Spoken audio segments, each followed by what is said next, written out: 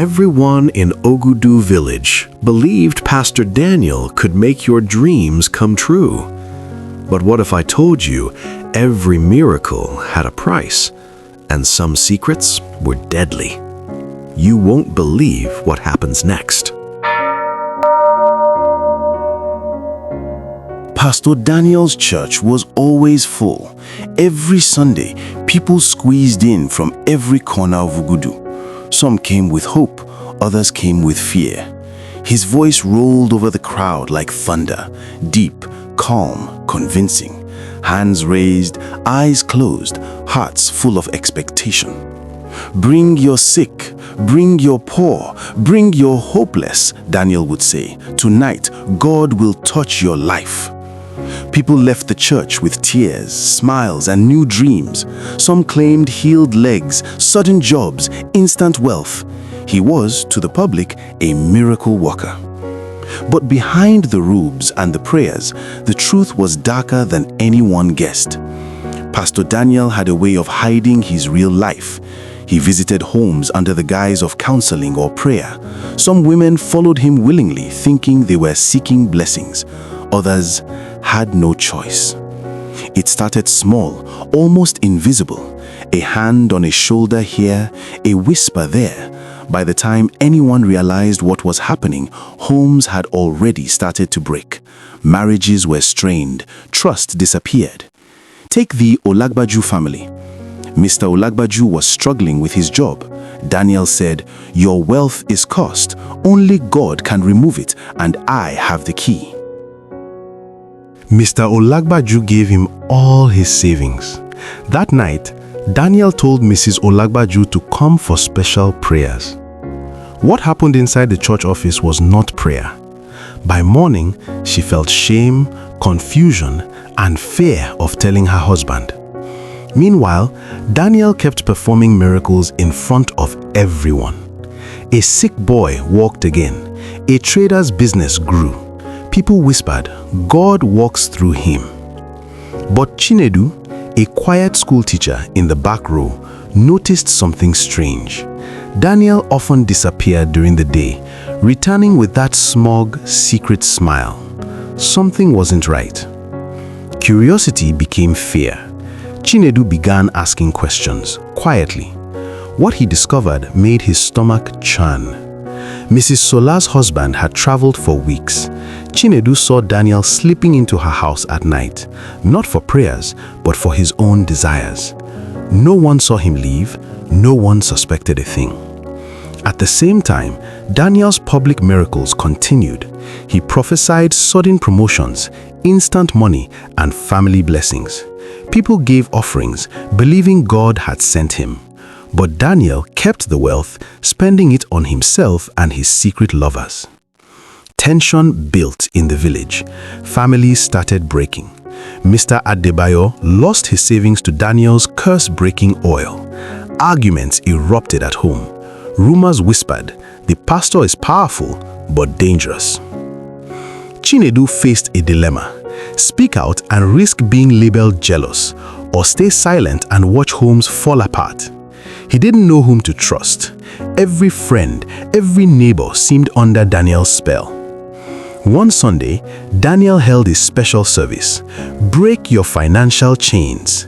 The hall was packed, cameras rolling live on social media. Daniel raised his hands, voice booming. Someone here tonight will receive what you have prayed for all your life. A young woman screamed in hope, but Daniel's eyes scanned the crowd, and a secret wink went unnoticed by anyone else. Chinedu's heart pounded. He realized the miracles, the prophecies, they were all a show. As the service ended, people left with hope in their hearts, unaware that many would return home to tears and broken trust. Daniel smiled to himself. Every secret, every betrayal remained hidden. Chinedu knew he could not stay silent, but exposing a man everyone believes is holy is dangerous. What he would uncover next would shock the entire village and put his own life at risk. Will anyone believe the truth? After that Sunday service, Chinedu couldn't sleep. His mind kept replaying what he had seen. Daniel slipping into Mrs. Sola's house, the smug smile, the whispered promises. How could someone so holy in public be so wicked in private? The next morning, he started watching Daniel more closely.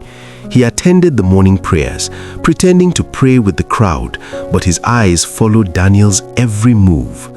Every handshake, every blessing, every wink, Chinedu noted them down.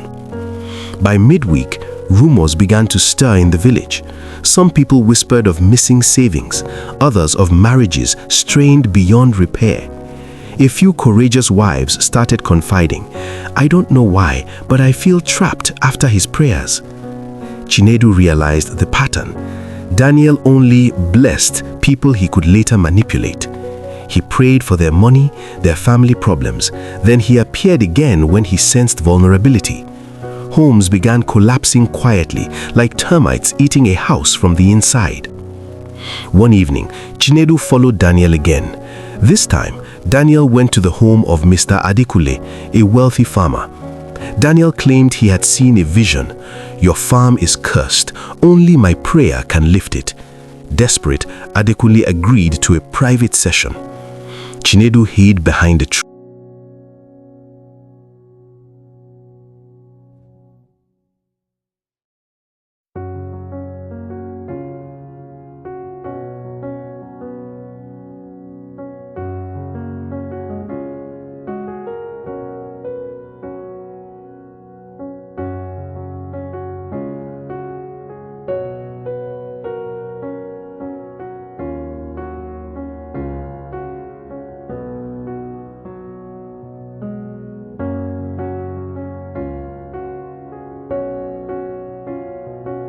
Chinedu noticed something strange.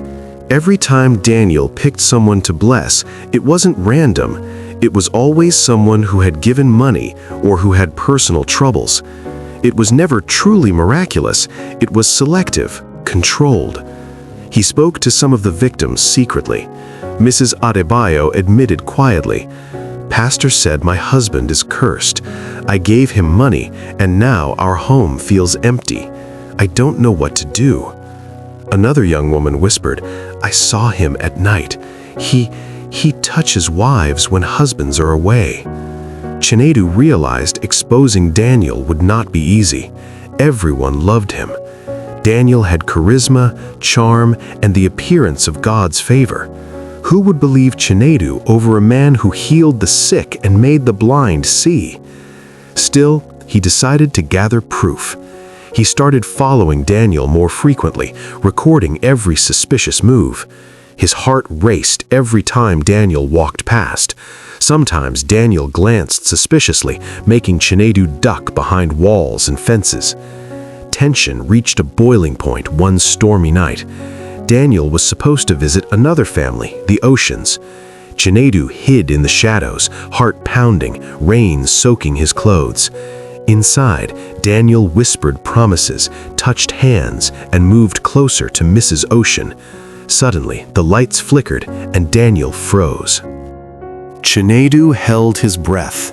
If Daniel noticed him, he could lie and ruin everything, or worse, retaliate. But Daniel didn't see him. After an hour, Daniel left with a sly smile, and Chinedu followed silently, notebook in hand, every detail noted. The next morning, the village was buzzing. Some families reported arguments, some reported missing money, and Daniel, he preached another sermon, arms raised, eyes shining. God works miracles for those who believe. He is with you. No one suspected a thing. The contrast between the public pastor and the private predator was terrifying. Chinedu now faced a bigger question. How could he expose Daniel without being destroyed? Everyone worshipped the man. Daniel had eyes and ears everywhere. If he spoke too soon, he could lose his reputation, or worse, his life. Chinedu had proof now, but how do you fight a man everyone believes is chosen by God? The next move could either save the village or destroy Chinedu forever. What will happen when secrets finally collide with truth? Chinedu's heart raced. He had been collecting notes, secretly recording conversations, and watching Daniel's every move for weeks. Now he held the evidence, proof of lies, secret visits to married women, families destroyed, and money stolen under the guise of miracles. But the problem was clear. How do you confront someone the whole village trusts? Daniel's power was not just in his sermons, it was in fear, charm, and control. People believed miracles. They would never believe a quiet school teacher over a man who healed legs, opened businesses, and blessed homes. Still, Chinedu decided he could not wait. One Sunday morning, he arrived early at the church. He placed his recordings, notes, and evidence in his bag. He knew it would take courage to speak, and perhaps the risk of being shunned, or worse. The service started. Daniel stood at the pulpit, glowing under the lights, hands raised. God is here. Your miracles have come. Your blessings are at hand. The crowd erupted in cheers. Women cried, men raised their hands, and cameras streamed the moment live on social media. Chinedu walked slowly to the front, heart pounding, palms sweating. He cleared his throat. "Pastor Daniel, I need to speak." A hush fell over the church. All eyes turned. Daniel's eyes narrowed, a cold smile forming. "And what will you say, my son?" he asked smoothly. Chinedu took a deep breath. He began telling the story, the secret visits, the lies, the money taken under false promises, the marriages strained and families falling apart. People gasped. Some whispered. Some refused to believe. Daniel's voice was calm, controlled. "Do not be deceived by rumors. Chinedu, my son, why do you doubt the works of God?" But Chinedu had evidence. He played recordings. He showed photos of Daniel leaving homes late at night. He read testimonies from women and families who had suffered. The church hall went silent. Some couldn't believe what they were hearing. Others looked down, confused, afraid. Then Daniel's mask cracked. His smooth voice trembled slightly. He realized the power was slipping. He tried to regain control. "This is a lie. This is envy. These are the words of someone trying to destroy God's work." Chinedu spoke louder, firm. "These are not lies. These are the truth, and the village deserves to know who you really are." A few brave villagers stood with Chinedu. More voices joined. Families came forward, sharing their pain, showing what Daniel had done. Daniel's power over the crowd began to fade. Murmurs turned into outrage. People were no longer worshiping him. They were questioning everything. By the end of the day, Daniel fled the church, his robes dragging on the floor, leaving behind the life he had built on lies. The villagers realized that miracles without honesty and love were empty. Chinedu's courage became the turning point. The women who had suffered began to heal, families reconciled, and the village slowly restored trust and unity. The truth is stronger than lies. Miracles done in God's name are blessings, but deception is destruction. Always look beyond what you see, and remember, true faith is in love, honesty, and respect for others.